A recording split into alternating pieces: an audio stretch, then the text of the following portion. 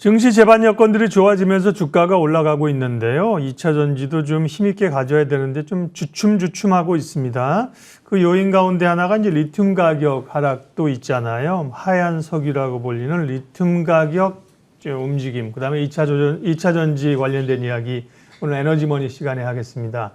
KSG 글로벌 컨설팅 김선규 소장님 오셨습니다. 어서 오십시오. 안녕하세요. 리튬 가격 많이 하락한다는 건 이제 상식이 될 만큼 알고 있는데 왜 이렇게 많이 빠지는 건가요, 가격은? 일단 제일 중요한 거는 많이 캐냈기 때문에 그렇죠. 공급이 늘어서? 네, 일단은 시장에 많이 풀렸기 때문에 그게 첫 번째 이유인데 네. 문제는 뭐냐면은 이게 매장량이 쉽게 해서 늘어났다. 즉 새로운 그 광산이나 염호를 개발을 했다 그러면은 이게 네. 문제가 없는데 지금 그렇지 않은 상태에서 캐내기만 많이 캐냈다는 얘기죠. 네. 그러니까 그래서 현재 이제 이거를 과연 어떻게 해야지만 앞으로 더 가채량을 늘릴 수 있을까에 대해서 전 세계가 지금 같이 움직이고 있는 게 보이고 있고요. 지금 그래서 그 미국도 여기에 대해서 많이 움직이고 있는데 이걸 보면은 그 와이오밍이라 그래서 상당히 조금 약간 좀 개발이 덜 된 지역이 있어요. 그 주에서 지금 현재 세계 최대 규모의 리튬 매장지가 지금 발견이 됐습니다. 그래서 여기에서부터 해서 앞으로 이제 파는데 중요한 거는 이게 염호가 아니라 광산이라는 거죠. 그래서 광산은 일반적인 그 염호보다 한 20배 이상의 그 리튬 회수율이 높습니다. 그래서 이런 리튬 광산이라든가 염호의 개발이 앞으로 이어질 것이기 때문에 그러면은 추가적으로 리튬 가격은 좀 더 이제 하락할 수 있는 그런 가능성이 있습니다. 그래서 여기에 대해서 이제 만약 이걸 어떻게 커버를 하느냐 아니면 리튬 가격이 언제 반등하냐라고 물으신다면은 네. 가장 중요한 건 이제 전기차죠. 그러니까 전기차가 지금 이제 매출이 자꾸 줄어들고 있는데 이 전기차 판매가 다시금 늘어나지 않으면은 당분간은 일단 리튬 가격은 조금 더 하락세로 가지 않을까 이렇게 보고 있습니다. 네. 답변 안 하시면 당연히 여쭤보려고 그랬죠. 이제 오르는 것인가, 리튬 가격. 네. 리튬 가격이 만만치 않다는 얘기입니다. 그죠? 네, 그렇죠. 네. 어떤 주가처럼 뭐 약재에 의해서 이렇게 빠진 게 아니라 네. 기본적으로 수요가 둔화되고 공급이 늘었기 때문에 그렇죠. 빠진 거라는 거고요. 네. 어쨌든 리튬에 대한 의존도는 이전에도 높았고 앞으로도 뭐 높기 때문에요. 특별히 중국에 의존을 많이 하고 있기 때문에 국내 업체들도 이제 그걸 내재화하려는 노력들을 좀 하고 있지 않습니까? 네, 포스코 그룹도 그렇고요. 네. 네. 국내 업체들의 준비 상황이나 그 부분에서의 그 진행 상황은 어느 정도인가요? 지금 일단 모두 제가 일단 여러 번 말씀을 드렸기 때문에 네. 많이 알고 계시겠지만은 특히나 이번에 제가 이번에 2차 전지 관련 전시회에서 특히 느꼈던 게 뭐냐면은 후발주자들 중에서 상당히 이제 많은 회사들이 지금 진출했다라는 걸 볼 수가 있죠. 그래서 우리가 알고 있는 포스코 그룹에서 홀딩스라든가 아니면 퓨처엠 이외에도 또 이제 고려아연 같은 데서도 지금 현재 나와가지고서 리튬 자체 개발을 이제 들어갔고 네. 그 외에도 이제 코롱이라든가 이런 회사들도 지금 들어가고 있거든요. 그룹들도.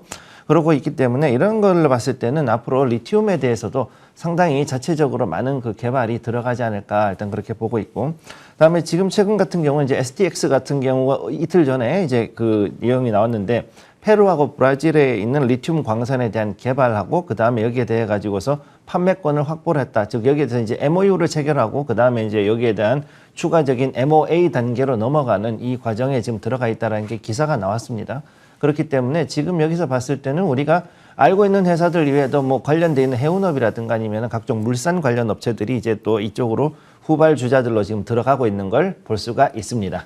그런 게 가장 이제 빠르게 잘 돼 있는 쪽이 포스코 홀딩스라고 알고 있는 거고요. 에코프로도 물론 이제 하고 있고요. 뭐 LNF도 하고 그러는데 배터리 회사들은 어떻습니까? 셀 업체들도 그런데 좀 관심이 있나요? 예, 지금 셀 업체들도 사실은 이제 가장 큰 문제가 우리가 알고 있는 이 양극재 업체 쉽게 얘기해서 에코프로라든가 네. 에코프로 BM이나 아니면 네. 이제 그 포스코 홀딩스나 이런 데에서 이제 받아서 만들어야 되지 그렇죠. 않습니까? 예. 그죠? 그러니까 이거를 받는 것보다는 이거 자기들이 자체 개발해 가지고서는 그냥 이거 자기네들이 캐서 쓰는 게 더 싸게 치질 것이다라고 지금 판단하고 있으니까. 대표적으로 뭐 LG화학 같은 경우 소재 산업 많이 하잖아요. 그렇죠. 네. 예. 그러니까 결국은 자기네들이 리튬 내재화를 결국은 해야 된다라고 생각을 하니까 네. 혼자 하기에 돈이 좀 벅차거나 아니면 기술이 부족하다 싶으면은 다른 그 광산 업체나 다른 그 어느 정도 그 경험이 있는 업체들을 중심으로 해서 합자 범위를 만든 다음에 이를 통해 가지고 지금 현재 리튬을 이제 구하고 있는 게 가장 빠르다 이렇게 이제 가고 있고 그다음에 이제 지금 뭐 재밌는 것 중에는 이제 뭐 웰바이오텍 같은 뭐 바이오 회사들도 가끔 이제 움직이는데 네. 지금 뭐 짐바브웨에 있는 그 리튬 중국 광산이 있는데 거기에서 또 이제 그 리튬을 수송을 한다 뭐 이런 얘기가 나오더라고요, 이틀 전에.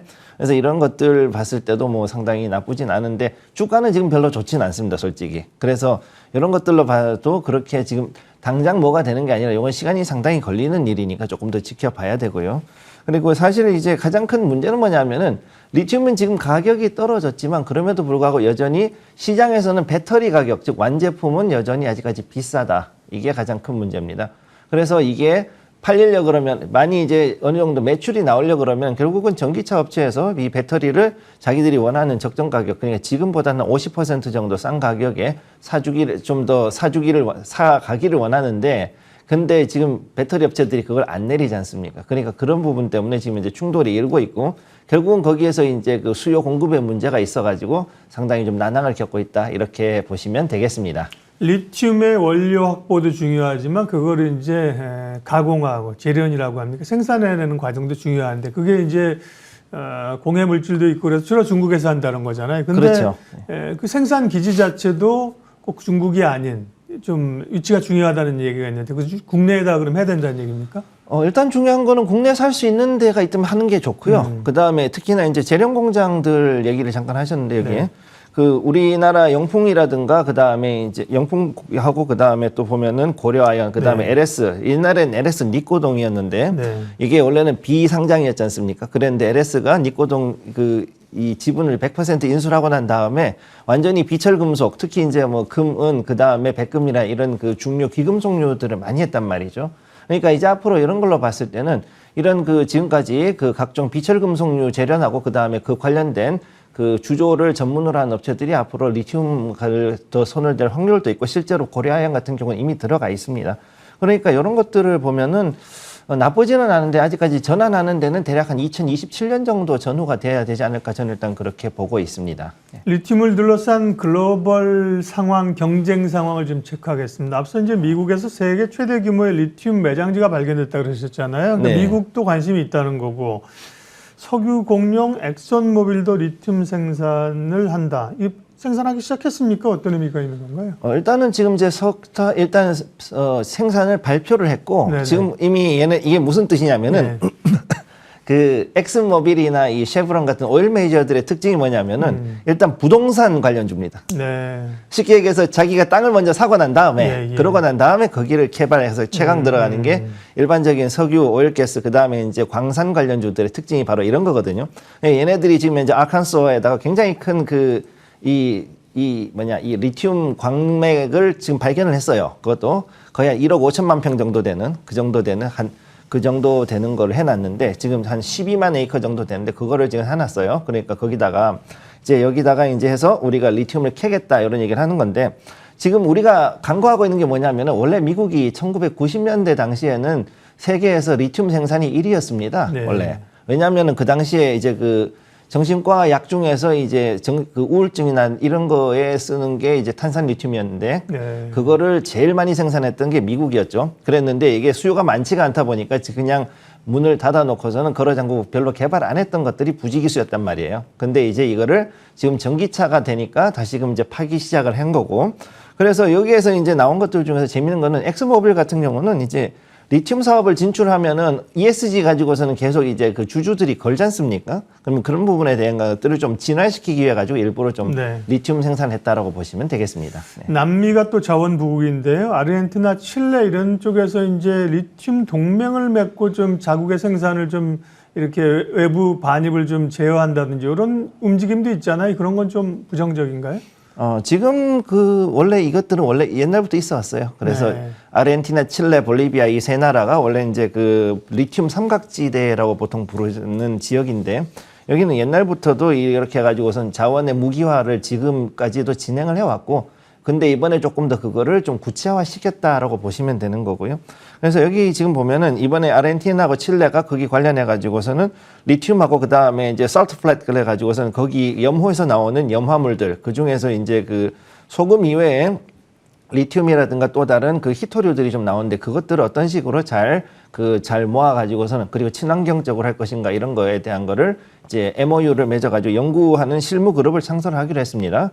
그렇기 때문에 이런 것들을 보면은 결국은 얘기는 뭐냐면은 이게 지금 여기에 중국이 가장 많은 채굴권을 가지고 있는데 이제 여기에 대해서 미국도 들어갈 것이고 그 다음에 여기에 따라 가지고 그 현지 지역에 있는 국가들은 이전에 오펙이 나왔던 것처럼 그렇게 해서 리튬에 대해서도 어떤 카르텔을 만들 확률이 있다 이렇게 보시면 되겠습니다. 모두의 2차 전지주들이 주가가 좀 주춤거리고 있다 그랬는데요. 그러면 좀 본격적으로 반등할 수 있는 계기는 리튬 가격은 쉽게 돌아설 것 같지 않고 어떤 게 좀 터닝 포인트가 될 수 있을까요? 지금 제가 봤을 때 가장 중요한 건 결국은 이제 전기차 판매라고 말씀드렸으니까 네. 정책적으로라도 해가지고 어떻게든 이거를 좀 더 강하게 밀어붙이는 정책이 나오지 않을까 저는 그렇게 보고 있고요. 그렇기 때문에 앞으로 내년 연말까지 해서 전기차에 대한 판매 촉진 정책이 만약에 나온다. 거기에 관련돼 가지고 조금 더 세제 혜택을 주거나 아니면 보조금이 더 나온다 이랬을 경우에는 충분히 반등할 가능성이 있다라고 저는 보고 있고 단 지금 현재 아직까지는 거품이 끼어 있는 2차 전지주들은 아직은 조금 더 위아래로 등락폭을 좀 가지면서 상당히 좀 오래 횡보하다가 그러고서 움직일 확률이 있다 이렇게 보시면 되겠습니다. 네. 유가 얘기도 30초만 해주세요. 유가는 상당히 생각보다 안정적이네요. 네. WTI는 아무래도 한 75불에서 한 85불 사이에서 계속 왔다 갔다 할 겁니다. 내년 연말까지 즉 대선까지는 그렇게 될 거라고 보고 있습니다. 네. 에너지머니 김선규 KSG 글로벌 컨설팅 소장님과 오늘은 리튬 관련된 이야기, 2차 전지 이야기 분석해봤습니다. 고맙습니다. 감사합니다. 11시 50분 지나고 있습니다. 네, 오늘은 1시간 늦게 시작했기 때문에 끝나는 것도 1시간 늦게 끝나고요. 2시간가량 지난 거죠. 코스피는 4포인트 내리면서 코스닥은 플러스로 전환을 해놓은 상태입니다. 이슈 앤뷰는 여기까지 해서 마무리하겠습니다. 함께해 주셔서 고맙습니다.